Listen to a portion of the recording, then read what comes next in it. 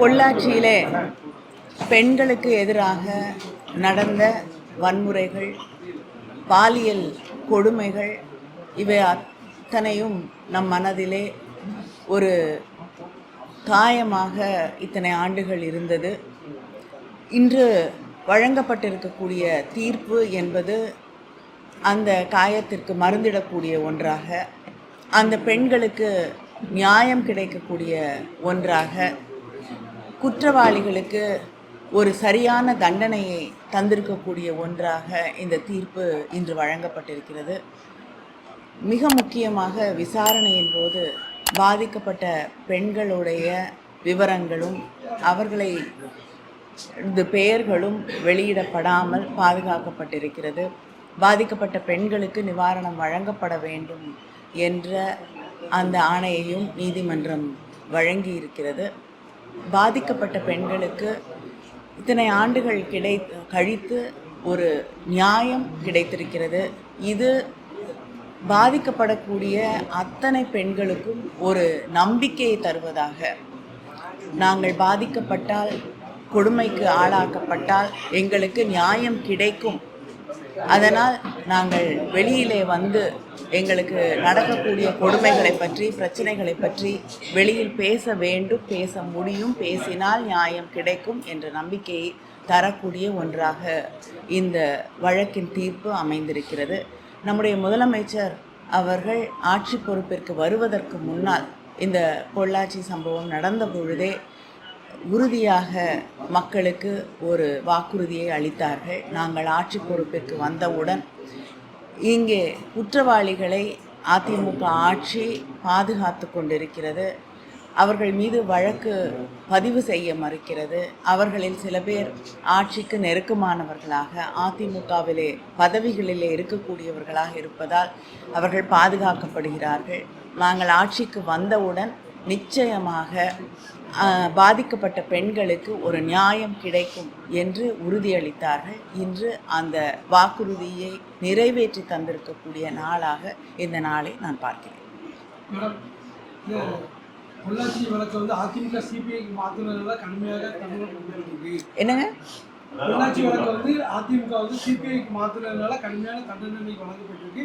அதே போல் வந்து அண்ணா பல்கலைக்கழகத்தில் நடந்த பாலியல் மற்றும் அண்ணா நகரில் சிறுமிக்கு நடந்த பாலியல் வழக்கையும் அரசு வந்து சிபிஐக்கு மாற்ற திமுக அரசு கைப்பற்றும் சொல்லி எடப்பாடி கேட்டிருக்காரு.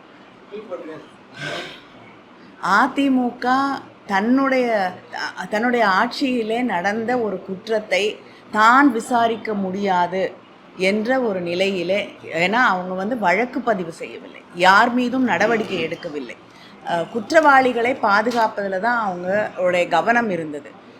திராவிட முன்னேற்ற கழகமும் மற்ற எதிர்க்கட்சிகளும் ஊடகங்களும் இணைந்து போராடியதால் தான் அவங்க அந்த வழக்கை பதிவு செய்தார்கள். அவர்கள் மீது நம்பிக்கை இல்லை என்று நாம் எல்லோரும் சேர்ந்து அதை சிபிஐக்கு மாற்ற வேண்டும் என்று கோரிக்கை வைத்தோம். அதனால் அவங்களா வந்து அதை சிபிஐக்கு மாற்றலை. மக்களுக்கு அவர்கள் மீது நம்பிக்கை இல்லை, அதனால் அதை சிபிஐக்கு மாற்றணும் அப்படின்னு நம்முடைய முதலமைச்சர் அவர் எதிர்க்கட்சி தலைவராக இருந்த பொழுது வலியுறுத்தியதால், எல்லா எதிர்க்கட்சிகளும் வலியுறுத்தியதால் எனக்கு நன்றாக நினைவிருக்கிறது. அங்கே பொள்ளாச்சியிலே நடந்த சம்பவத்தை எதிர்த்து போராடுவதற்காக திராவிட முன்னேற்ற கழகத்தின் மகளிர் அணி அங்கே ஒரு போராட்டத்தை ஏற்பாடு செய்திருந்த பொழுது அந்த போராட்ட இடத்திற்கு போகக்கூட எங்களுக்கு அனுமதி இல்லை. அதற்கு கூட வழியில் அமர்ந்து நாங்கள் வந்து ஒரு தர்ணாவில் ஈடுபட்டு தான் அதற்கு பிறகு அங்கே போராட போவதற்கு கூட ஒரு பெரிய போராட்டத்தை நடத்த வேண்டிய ஒரு சூழலில் அந்த அளவுக்கு அவங்க வந்து குற்றவாளிகளை பாதுகாத்தார்கள்.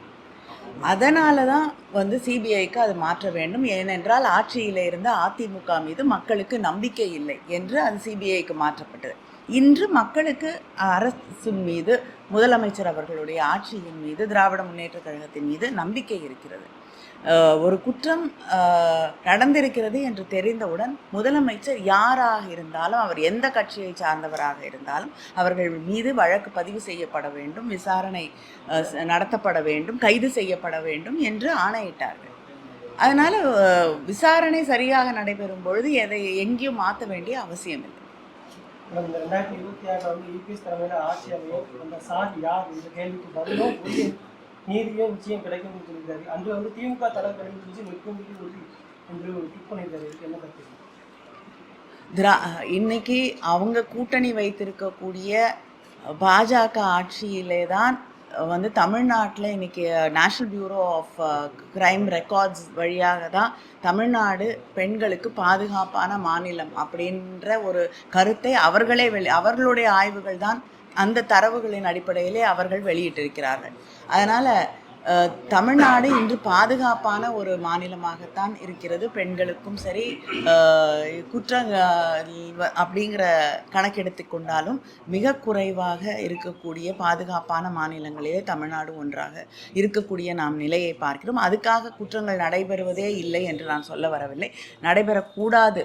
ஆனால் அப்படி நடக்கும் பொழுது பாதிக்கப்படக்கூடியவர்களுக்கு நியாயம் கிடைக்க வேண்டும் அப்படிங்கிற அதில் வந்து நம்முடைய ஆட்சியும் முதலமைச்சர் அவர்களும் உறுதியாக இருக்கிறார்கள். இன்னைக்கு யார் தலை குனிந்து நிற்கிறார்கள், யாரெல்லாம் இவங்க பாதுகாக்கணும்னு நினச்சாங்களோ, அதிமுகவும் இன்று பேசக்கூடிய எடப்பாடி அவர்களும் யாரை பாதுகாக்க வேண்டும், அவங்களுடைய கட்சியிலே பொறுப்பிலே பதவியிலே இருந்தவர்களை பாதுகாக்க வேண்டும் என்று நினைத்தார்களோ, இன்றைக்கி அவங்களுக்கு தண்டனை வழங்கப்பட்டிருக்கிறது. ஆயுள் முழுவதும் அவர்களுக்கு தண்டனை என்று அந்த தீர்ப்பு வழங்கப்பட்டிருக்கிறது. அதனால் அவர்கள் தலை குனிந்து தான் நிற்கிறார்கள். அதனால் நியாயமாக பாதிக்கப்பட்டவர்களுக்கு, குற்றம் செய்தவர்களுக்கு தண்டனை வழங்க வேண்டும் என்று நினைக்கக்கூடிய திமுக என்றும் தலை குனிய வேண்டிய அவசியம் இல்லை.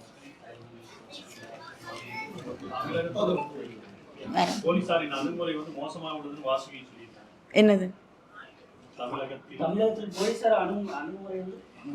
முடிச்ச அப்புறம் திருப்பி ஆரம்பிக்கிறீங்க?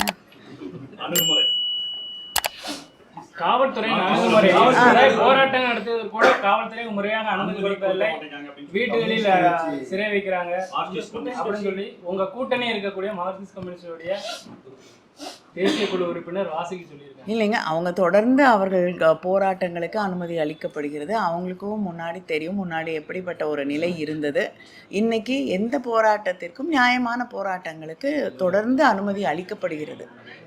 அவங்களே பல போராட்டங்களை நடத்துகிறார்கள். இதுக்கு மேலே எனக்கு பதில் சொல்ல தெரியும்.